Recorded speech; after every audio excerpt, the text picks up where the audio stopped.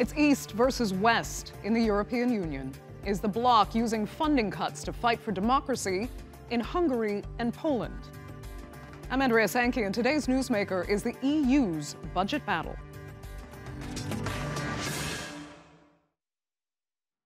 Well, Poland and Hungary joined the European Union together in 2014. 4 years later, they're side by side again, with both accused of flouting the EU's democratic values. And Brussels isn't taking it lightly. The European Union is in the process of negotiating its long-term budget, deciding where to allocate its funds. And while Hungary and Poland used to receive a significant cut of the budget, that may not be the case anymore. The European Commission has put forward a proposal that would tie the amount of funds received to respect for the rule of law. Both Hungary and Poland are accused of becoming more authoritarian, but critics say it's not the EU's job to police its member states. For more, here's Sandra Gatman.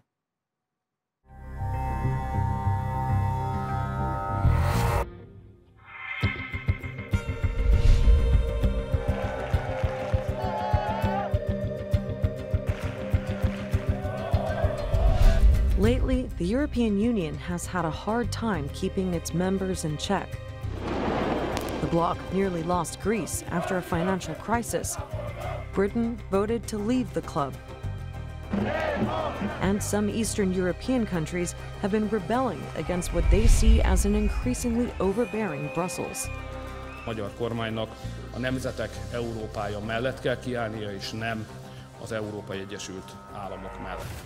Hungary is the ringleader of the so-called Visegrad Four, a group of countries including Poland, the Czech Republic, and Slovakia, who refuse to take part in an EU quota scheme to share the hosting of refugees. Przede wszystkim państwa muszą mieć prawo do decydowania o tym, suwerenne państwa, kogo przyjmują, kogo nie przyjmują. Ja podkreśliłem na Radzie Europejskiej, dzisiaj też mogę jeszcze raz o tym powiedzieć, że Poland is also in trouble for its recent judicial reforms, which Brussels say weakened the court's independence from the government. Last year, Poland became the first EU member to face disciplinary proceedings, which could lead to a suspension of Poland's voting rights. The EU is also suing Hungary for cracking down on NGOs and universities accused of being propped up by foreign funding. But officials in Brussels are now proposing a new way to keep a tight leash on unruly members, making EU funding conditional on good behavior. Proposons un nouveau mécanisme permettant de protéger le budget des risques financiers liés à des déficiences généralisées sur l'état de droit. Hungary and Poland are big beneficiaries of EU subsidies. In Poland, EU money contributes to nearly 60% of its infrastructure spending. In Hungary, it's about 55%. And its recent construction boom has helped the country's economy grow at a record speed. For some EU politicians, that idea does not sit well. The European money, in my opinion, should be used to lift up our national economies, to lift up our citizens, and not to be given or to be granted to the family of Mr. Orban, or to finance one or other new football stadium in its constituency. That's not the reason to spend the money. With public support for the European Union continuing to waver, many in Brussels believe protecting the EU's core values is the best way to save it. But to countries like Hungary, Brussels is sounding increasingly dictatorial. So can the EU enforce discipline without fueling the kind of political backlash it's trying to contain? Sandra Gatman, The Newsmakers. Well, to discuss this further from Warsaw, we have Polish MP Dominik Tarczyński. He is with the ruling Law and Justice Party. In the Romanian city of Cluj, we have Peter Balázs. He was Hungary's foreign minister under Viktor Orban's predecessor. He's now a professor of international relations at the Central European University. And in Bucharest, Craig Turp. He is the editor-in-chief of the think tank Emerging Europe. Thanks all so much for joining us. Craig, if I can, I'm going to start with you. What, if anything, should the EU do in the case of Poland and Hungary if they're breaking with core value structure? There would have to be consequences. Is funding cuts the best way forward?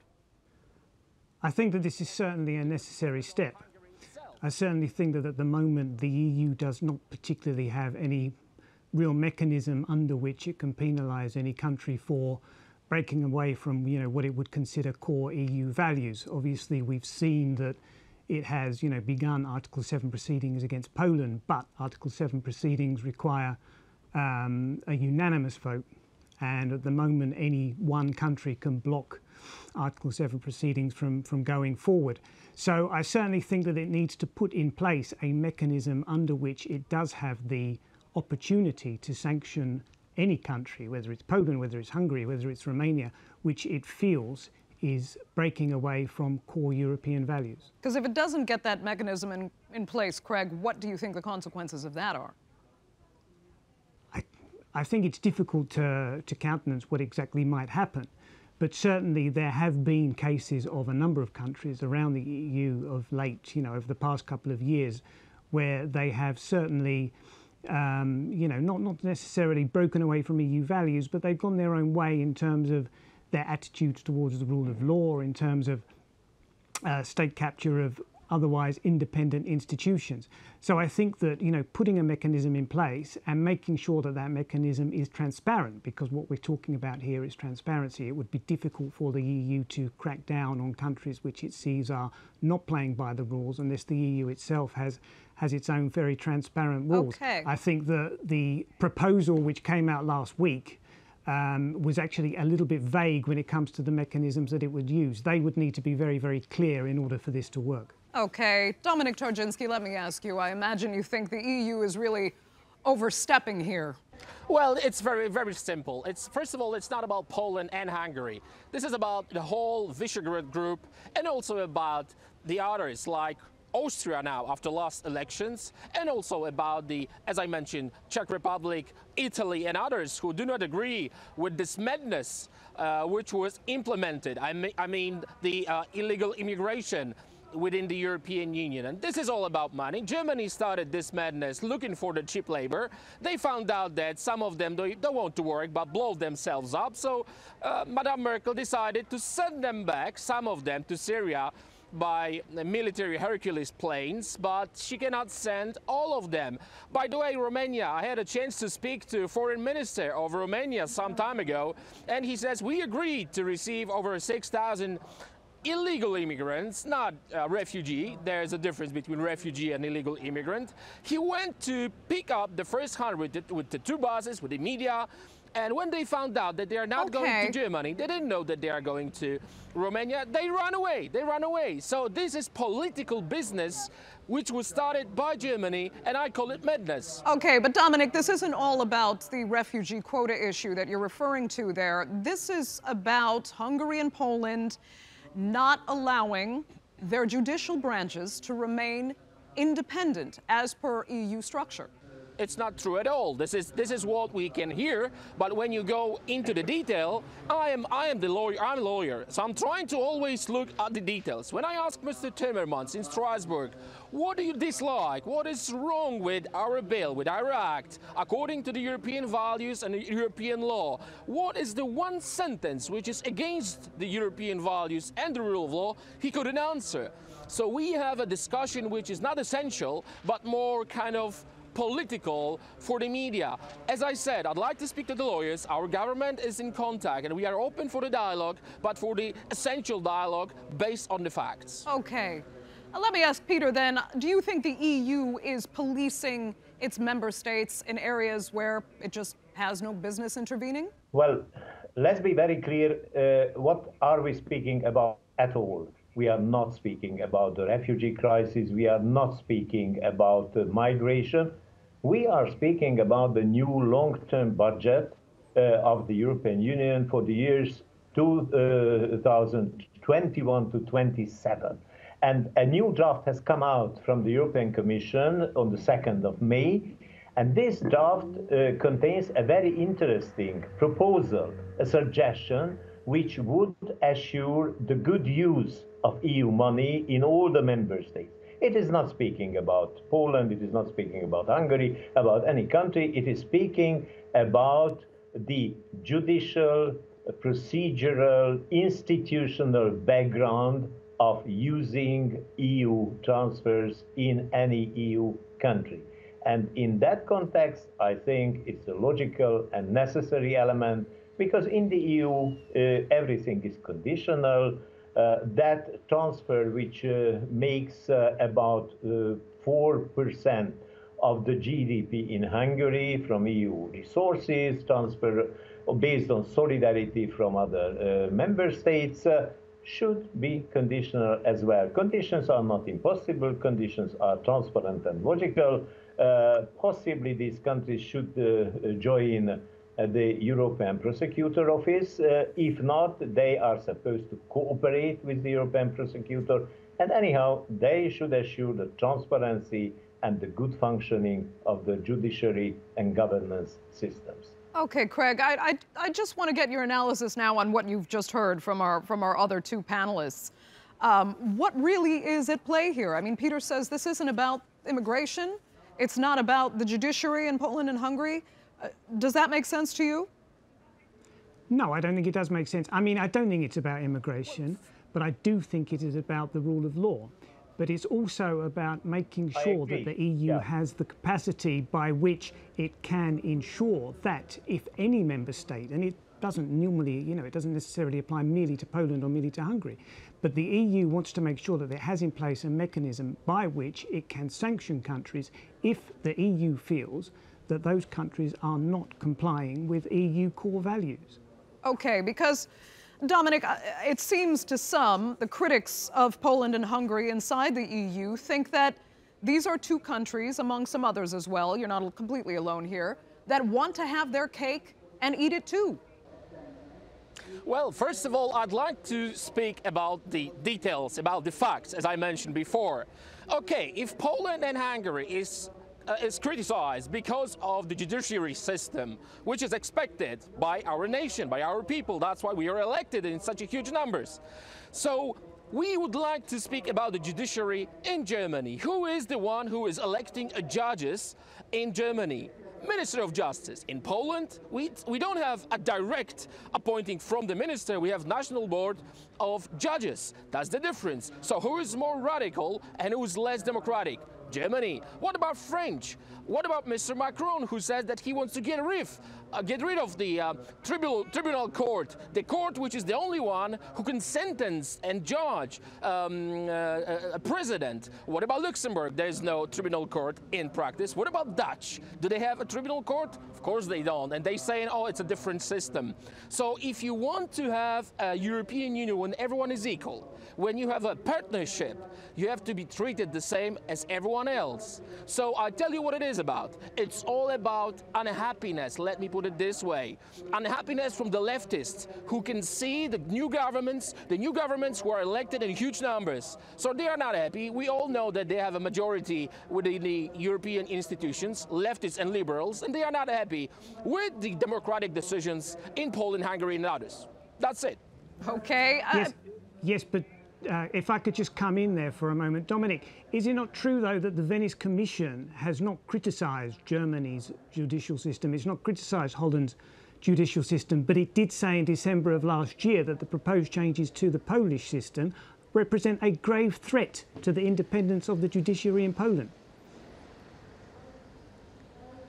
But we can talk about rule of law as well in Germany. Why the police in Germany was not allowed to let people know that there were rapes. Yes, but Dominic, the point is that there are checks and balances in place by the immigrants. There are checks and balances in place already. The EU has a number of administrative units which look at these things but who is the one to judge it? And it has not found any grave errors. It has not found any grave threats anywhere at the moment, in fact, apart from a number of countries which unfortunately are in our part of the world, and Poland is one of them. In Poland, the Venice Commission has clearly said that the proposed changes to the judicial system represent a grave threat. And that's why the EU needs to put in place Venice Commission is the body who advises. We can listen to this grievances are not addressed, it has a way of sanctioning Poland. Dominic, we understand you disagree with the Commission's findings there as well. Let me just get Peter in there. I mean, Peter, do you see this as just a case of some double standards and hypocrisy then on behalf of the EU's judgment here? Go ahead, Peter. Well, let's be very clear.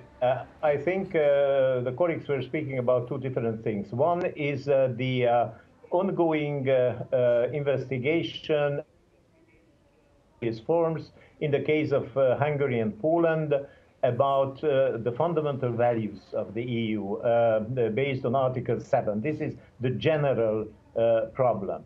What I was speaking about is the new draft of the new long-term budget, which is not willing to treat the whole issue of the fundamental values. It is not about the fundamental values.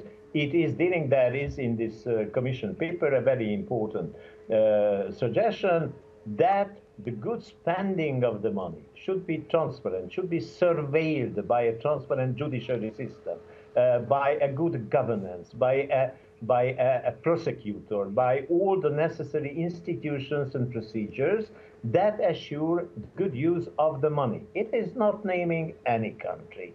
For the time being, those who have a bad conscience may believe that this is about them, but this is not about the countries which were named here. This is about any country. But we have to look into the documents, general, and the most important document in the EU is a treaty. So this is very important. The treaty does not allow cohesion policy be bounded with the budget or rule of law be dependent on the budget. It has nothing to do with the treaty. So if we care about rule of law, we have to start from our principles and from the documents which all state members signed. Treaty, democracy, that's what it is. We cannot change the rules during the game, and that's how European Commission is trying to play now with us. And as I said, not only in Poland or Hungary, but with others as well, only because they are unhappy with the governments elected recently. Peter, quick response there. If we are speaking about the treaties, we are referring about the treaties. The treaties are full with the balance of rights and obligations, with the transparency of the whole procedure. The Commission is just a servant of the member states. The Commission has put on the table a very good proposal with a lot of money for the next 7 years. And of course, the Commission is requiring some kind of transparency and conditionality. So there is no reason to protest against new money for these countries based on a transparent and well-designed system. Okay, let me get back to Craig. Craig, I mean, we can't really deny now that there is a global trend moving in the same direction as we've seen Hungary and Poland move in toward arguably more authoritarian governments. I know they might not like that term, but that is what the EU has intimated here. There are some exceptions, of course, around the globe, but when do you think EU authorities should step in and just say, enough is enough, even if a democratic country has chosen to move toward these, populist, ultimately less democratic governments, we now need to step in? As I said earlier, I think that the EU does have at its disposal a number of administrative units which would be able to come in and make a ruling on these things. It has the European Court of Justice, it has the Court of Auditors, which make their various reports on all of the member states. It also, of course, has at its disposal the Council of Europe's Venice Commission. So I certainly think that there are a number of independent arbiters which would be able to say that enough is enough. I also think, however, that it should be added that any sanction against any member of the European Union would only be a last resort. What the proposal which came out last week wants is simply to put something in place so that the EU has this option. I think that, any kind of sanction would be a last resort, something that would come only when negotiations have completely broken down. Do you worry, though, I mean, Craig, as many are concerned, that you talk about all these mechanisms and the institutions that exist within the EU to take care of this, that all in all it's just too vague and real steps can't be taken, especially, for example, when Hungary will have veto power if a move is made to punish Poland. for its moves in the judiciary. Poland has veto power as well. Poland has veto, and vice versa. But go ahead, Craig. At the moment, Hungary can block any sanction being taken against Poland. What the new proposal does is to make sure that that can't happen, because any sanction would be taken by reverse majority voting. So therefore, one member state would not be able to block any kind of sanction against another. But I also think we need to remember that what was published last week is only a proposal. It was a proposal published by the European Commission, and it was saying that this is what we want to happen. This is what we want to come into force when the new budget cycle begins in 2021. It's going to take more than a year of negotiation before the budget is finalised and before any of these proposals are put into law. So I think that we have a long way to go before any of this is actually put down in any kind of rule. Okay, Dominic, let me ask you: do you think the EU is working for Poland and Polish values? Is it conducive with what the EU wants as a bloc? Polish values are European values. And let me put it this way, don't get me wrong, but I want to make it clear. European Union, needs Poland and Hungary more than Poland and Hungary needs European institutions. We are the ones who are providing the real European values. The Roman law, Greek philosophers, rule of law and democracy. We are the ones who are fighting against this leftist way of thinking, which are destroying society. Because of the leftists who call themselves liberals, we have all these terrorist attacks in Europe. We have destruction of the Christian ideology and Christian roots. This is Europe. This is the history of Christianity as a continent and as a European Union. The founders of the European Union were Christians, and they cared about Christian values. So the question is, what are the values we are reaching for, and what is the future for the European Union? So again, we are equal. I'm trying to repeat it every single time. We are partners. We want to be treated as a partners. We are open for the dialogue. We have this dialogue. But again, we cannot be ruled by one or two countries like Germany or France. Okay. The EU might argue that it would rather see plurality and diversity. But anyway, we're going to have to leave it there. Dominic, you're going to have the last word, because unfortunately... We can say that we have tyranny. Just one word. We are called populists. We are called this and that. I can say that we have tyranny of leftists in European Union. We can use any word we want, but is it reality? We have to answer ourselves. Okay, Dominic, I will have to let you have the last word then, because we are completely out of time for this segment of the Newsmakers. Thank you all three so much for joining us.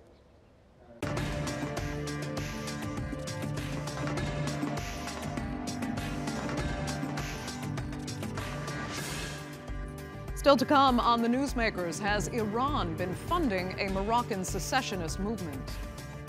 And we speak to a Belgian prince who risks his life to save gorillas in one of the world's most dangerous wildlife parks.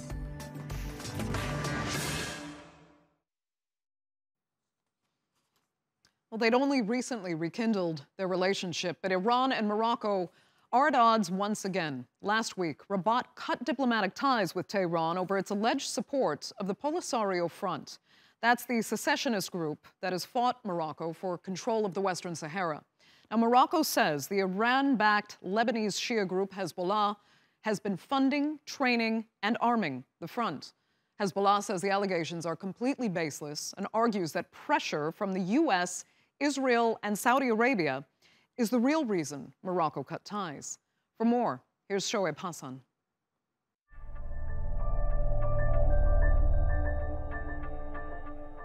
It's the latest accusation leveled at Iran. Morocco has cut ties with the country after accusing it of supporting a secessionist movement. The Polisario Front is based in the Western Sahara region. لا لأي حل لقضية الصحراء خارج سيادة المغرب الكاملة من صحرائه ومبادرة الحكم الذاتي التي يشهد المجتمع الدولي بجديتها ومصداقيتها. But Rabat's control of that region and its lucrative mining and fishing industries is contested by the front. In 1973, University students from the indigenous Sahrawi people founded the political military group in Spanish-controlled Western Sahara. Its aim was to replace Spanish rule and create an independent country. In 1975, Spain left and the front declared the Saharan Arab Democratic Republic, and a guerrilla war broke out between it and invading Moroccan forces. A year later, in 1976, Morocco annexed 2/3 of the region in defiance of a UN ruling in favor of the Sahrawi. In 1991, a UN-brokered ceasefire ended the 16-year conflict. But Morocco has since failed to hold an agreed referendum on independence. Many UN-sponsored talks, like a US-led peace plan in 2004, have failed to achieve a breakthrough, leading to what some say is a return to insurgency by the Polisario Front. Moroccan leaders now say Iran and its main regional proxy, Hezbollah, are arming the group. Rabat's expelled the Iranian ambassador and shut down its embassy in Tehran. Both Iran and Hezbollah have denied the allegations. They say Morocco's actions have been taken under orders from Saudi Arabia, Israel, and the US. Iran says the move is part of a plan by its rivals to isolate Tehran across the Arab world. So, is Morocco's termination of ties due to foreign pressure? Or is Iran really now meddling in the Western Sahara? Shoaib Hassan, The Newsmakers. Let's get further analysis now from our panel, and joining me from Tehran is Dr. Said Mustafa Hoshchechim. He is a specialist on Iranian affairs. In Washington, we have Gerald Michael Firestein. He is a former U.S. ambassador to Yemen and now an analyst with the Middle East Institute. And completing our panel from Aix-en-Provence in France is Moroccan journalist Abu Bakr Jamai. Thanks all so much for joining us. Let me begin in Tehran. Said Hoshchechim, who is pulling the strings of conflict here? Well, as a matter of fact, this seems to be another round of, another plan by the United States and Saudi Arabia and Israel in order to strain Tehran's relations with the outside world, to push Tehran, to make it an isolated state, especially on the eve of declaring their future plan for the nuclear deal with Tehran. This is nothing new. This has been happening all throughout the last 4 decades. Just a few years ago, the Saudis forced many Arab states to drop ties with Tehran or to lower their relations with the country. And Bahrain, the UAE, and many others either cut off their ties or lowered their relations, economic and political relations with Tehran. Iran has not been present in that part of the world, in Morocco, and even the Western media outlets have not been touching any kind of relations between Iran and the Polisario Front ever since mid-90s. Now, suddenly, they come up with some kind of allegations against Tehran when they are also doing the same with regard to Tehran's ties with other nations outside, in this Arab Muslim region. So it's nothing strange. I believe that this is like the years 2011 and 12 when similar attempts were done with the same, goals and objectives. Okay. Ambassador Firestein, is this the hand of the U.S. and Saudi and Israel as an alliance?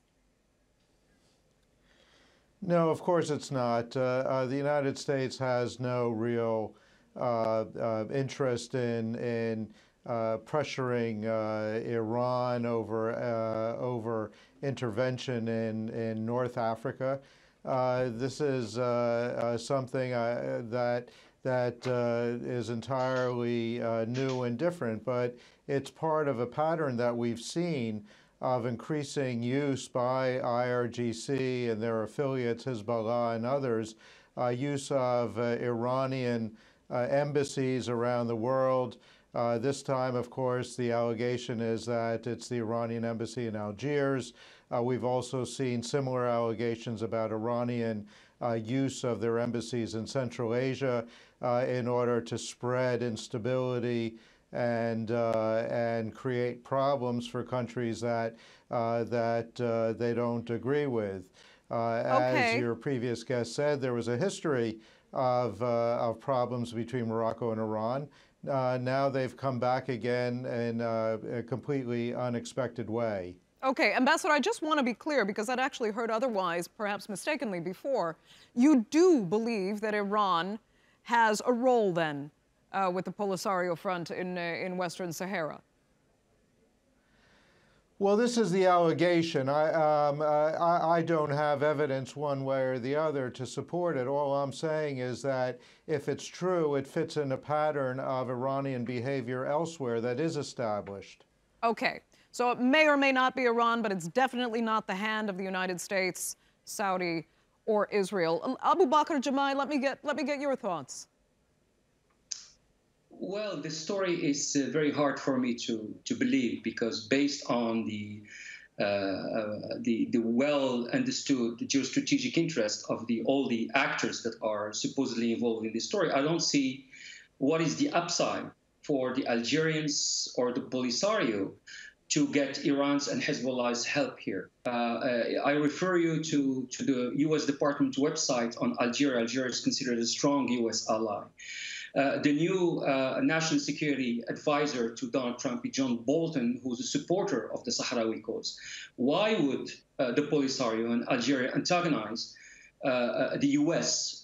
by reaching out to Hezbollah and Iran? And frankly, I don't see why Iran or Hezbollah would want to be involved in this story. I think when one is more knowledgeable of what's going on inside Morocco and the bind that Morocco is in vis-a-vis the Gulf countries, then I think the story makes a little bit more sense. Because if you ask me about my view, I think that you need to put Qatar in the map to understand why Morocco is essentially trying to please Saudi Arabia, because Morocco had actually taken a stand which I believe is a pretty balanced one between Qatar and Saudi Arabia. And as you know, this is a no-no vis-a-vis the Saudis. And I think as a compensation somehow, and it's only my theory, as a compensation, they have basically used the anti-Iranian, anti-Hezbollah card. Okay. Abu Bakr, so again, to clarify your thoughts then, Saudi has indeed put pressure on Rabat to cut diplomatic ties. No, that's not what I'm saying. What I'm saying is it might be the case that the Saudis are putting pressure, but it also might be the case that the Moroccans, who are in need actually of Gulf countries, help. And I would refer you to Morocco's finances in this case. You know that the Gulf countries have bankrolled many non-oil exporting countries in the region to stave off the Arab Spring, and Morocco had a promise of $5 billion from Gulf countries. The problem is among the countries in the Gulf region who have accepted to give this aid is Saudi Arabia, Kuwait, the Emirates, and Qatar. And this money is not coming along as it was supposed to come. And if you look at what's happening in Morocco with the Rif uprising, with what happened in Jada, etc., there is an issue, there is an economic issue which is bedeviling the Moroccan regime today. And they need to keep a good relationship with the Saudis and the Gulf countries in general, because the Moroccan regime today needs their financial support. Okay, then let me understand.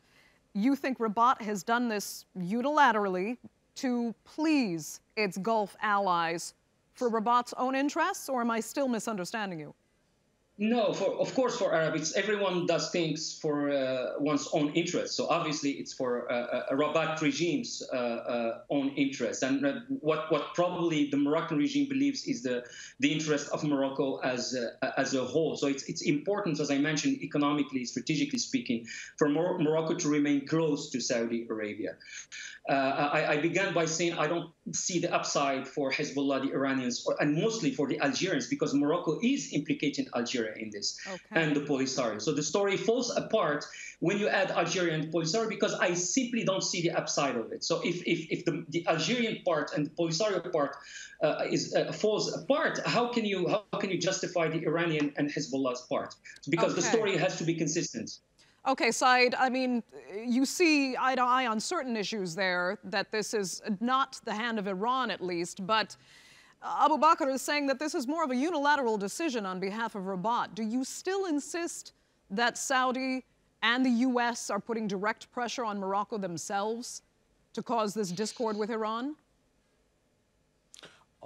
Well, there are a couple of interpretations by all experts in the region.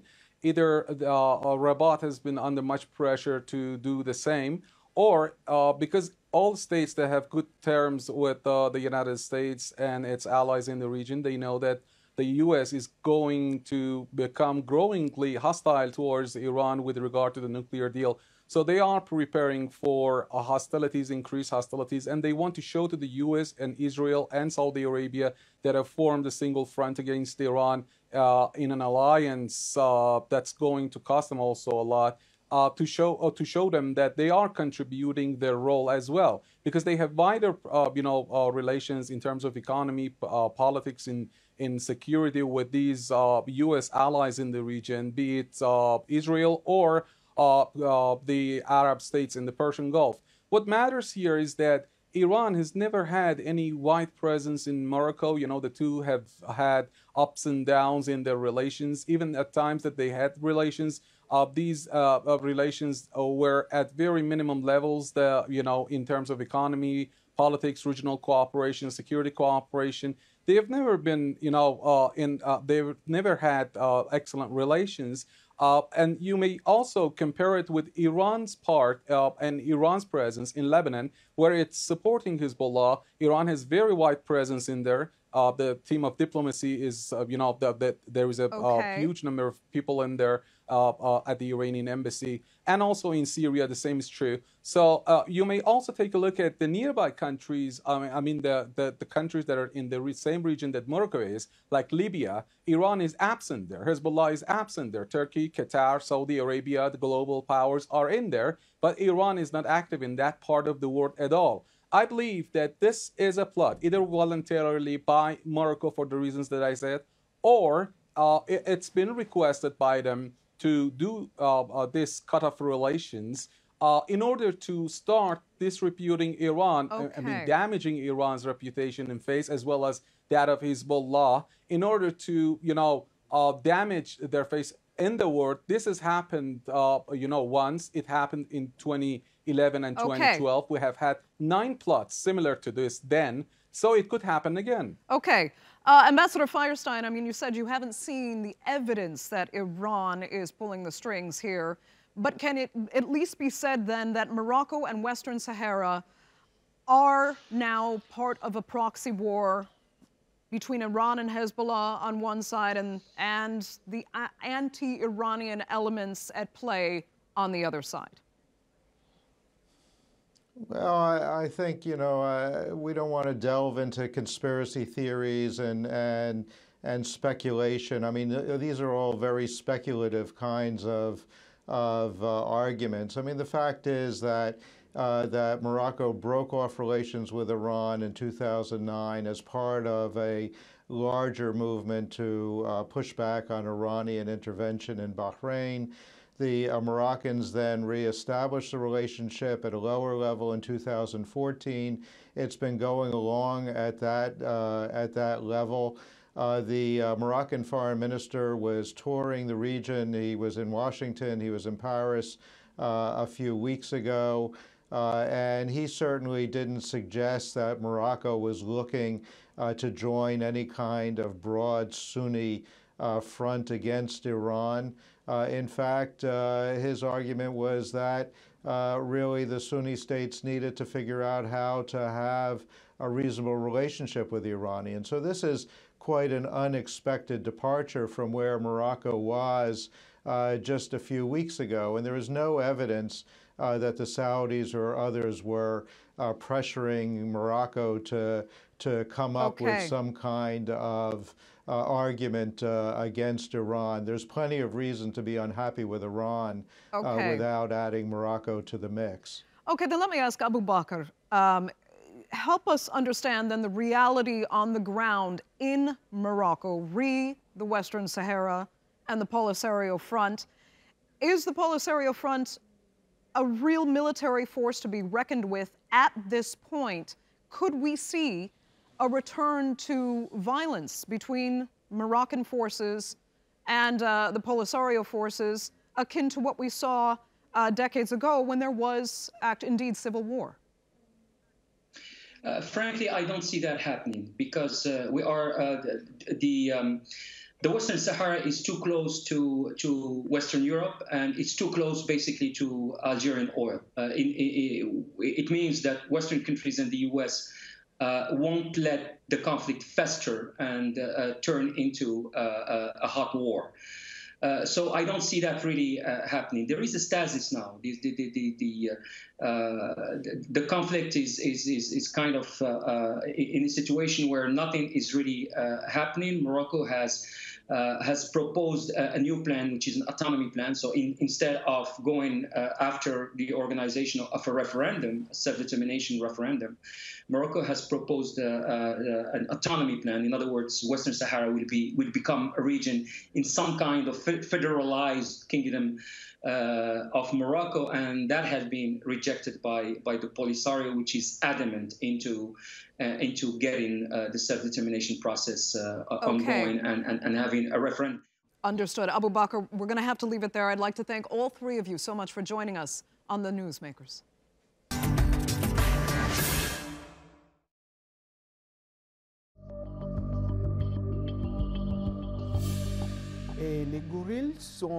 The gorilla is an animal that is incredibly important to me and for all of humanity and its entirety.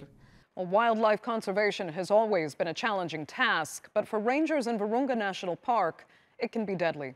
Virunga is Africa's oldest wildlife sanctuary, and it's home to just over 1,000 critically endangered mountain gorillas. It lies in a troubled region of the Democratic Republic of Congo, where rangers face threats from militias and poachers. Last month, 6 park workers were killed in an ambush. A spokesman for the sanctuary blamed rebels for the attack. It's believed to be the worst incident in the park's history, where more than 170 rangers have died over the past 2 decades. So how can Virunga be protected when security continues to deteriorate? And what drives the staff to keep working in such dangerous conditions? Well, whom better to ask than Emmanuel de Merode? He is Virunga National Park's director and chief warden, and has himself survived an attack by gunmen. Emmanuel, thank you so much for joining us. I mean, the job to protect one of the most biologically diverse areas in the world really has become increasingly dangerous, to say the least. Help us understand what you are really up against and how much you and your rangers are at risk. Very briefly, some of the context. Virunga National Park is one of the richest national parks in the world in terms of its wildlife, but it's also situated in one of the most difficult areas of the world in terms of political conflict. And so Virunga has suffered a series of civil wars over the last 20 years, which collectively are believed to have caused the death of over 6 million people in eastern Congo. The park hasn't been spared, and in fact, 175 of our staff have been killed during that very difficult period. And so it's an extremely dangerous job, but it's also an extremely important job because the role of a national park ranger isn't just about protecting the wildlife, it's also about protecting the people who live and pass through the park, but also trying to regain control of the trafficking networks that are funding the armed groups that are behind the war. So all of that together makes it, as you rightly say, a very, very dangerous job for Virunga's rangers. So what have you witnessed as far as the risks are concerned? I mean, we just saw 6 of your staff lose their lives in an ambush. You yourself were actually shot during an attack. How did all this unfold? Tell us what happens. Do you know you're going specifically into dangerous areas where these rebels might be, or poachers for that matter? What exactly is happening? Well, what's happening is that our staff are confronted with a number of very difficult issues. One is that they have a responsibility to protect the park. They also have a responsibility to protect the people inside the park. And unfortunately, there are also a large number, we estimate between 1,500 and 2,000 armed militia who are inside the park, drawing on the natural resources in the park as a wide range of trafficking networks.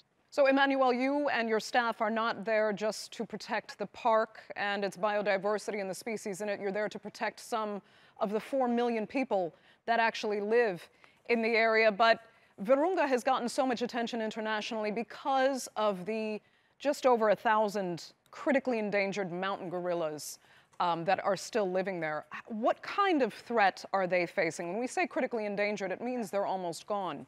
If you're facing this kind of security risk for your own people, how serious is the risk that these animals will actually disappear? The mountain gorilla population has more than doubled in the last 15 years, in spite of the civil war, in spite of the incredible hardship that the rangers are under. And this actually makes it one of the greatest success stories in African conservation. And so it is good news for wildlife conservation in Africa, but it's also very good news locally for the people, in that we actually do have a thriving tourism industry now. Over 15,000 visitors have come to Virunga in the last 3 years. And so last year, $4 million was brought into the local economy through the mountain gorillas. And so there's very much a win-win story that's developing around Virunga with respect to the mountain gorillas and with respect to the local people. That is a relief to hear. I mean, one of your objectives, too, is to help drive the local economy because so many of its people suffer from a miserable level of poverty. But tell us, I mean, is it getting harder and harder for you to recruit local hires as rangers, for example, now that the danger for them has escalated? And when they do come to you, are they dedicated to protecting the park, or is it more because they really just need to work? Well, at a very personal level, it's what I find the most motivating about my work is the incredible commitment of my colleagues who are the rangers, who face these incredible dangers every day, who see their own colleagues falling, getting very severely wounded or killed, and yet continuing the work. And this is something I've seen now for 25 years that I've been here. And it makes it an incredible commitment, incredibly motivating to continue the work. You're asking how difficult it is to recruit. I mean, there's two things. One is that we have a 70% unemployment amongst the young generation in the region. And the other is that there's an incredible tradition of wildlife conservation. So there's a lot of prestige, a lot of pride tied to the profession of being a wildlife ranger. So when we recruited last year for 100 positions as rangers, we had over 6,500 candidates who wanted those positions. So there's huge demand and desire to work as a ranger. But at the same time, it is incredibly difficult for them. And Right. It seems to be getting harder as time goes by. And Emmanuel, we just have a minute left, and I'd like you to tell us why you're there personally, because you could very easily return to Europe and live a very comfortable lifestyle, but you remain in Virunga in these dangerous conditions. Why is it so important to you to stay and protect that park? Well, for me, like I said, the main reason is the people that I work with and their commitment. So I feel very tied to playing my role, doing the little that I can to try and help as best I can. But there's also another reason, which is that it's actually working. So like I said, you know, the mountain gorillas are increasing in numbers quite dramatically, but also the economy is being rebuilt thanks to the park. The park is developing tourism. It's generating a lot of electricity. Currently, 80% of the province's electricity comes from the national park. comes from rivers that flow out of the park and are harnessed to create clean energy for a new industry. I'd like to thank you so much for joining us on this edition of The Newsmakers, and best of luck with your work going forward.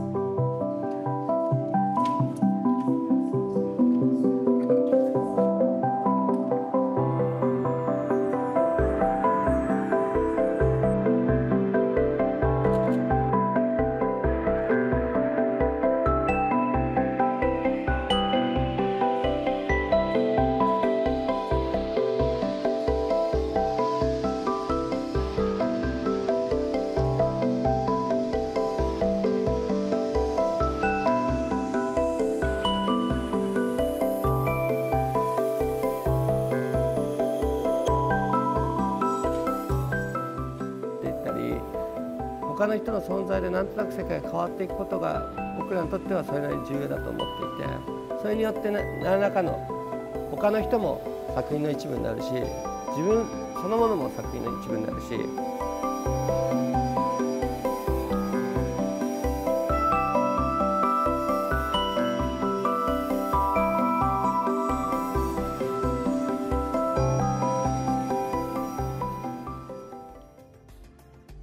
That's all for this edition of The Newsmakers with me, Andrea Sankey. Remember, you can check out more of our stories on YouTube, Facebook, and Twitter. Remember to like, follow, and subscribe. Well, next time, it's been a week since the Basque separatist group ETA disbanded, but are Spaniards happy to let the former fighters go home? Until then, thanks for watching. Goodbye.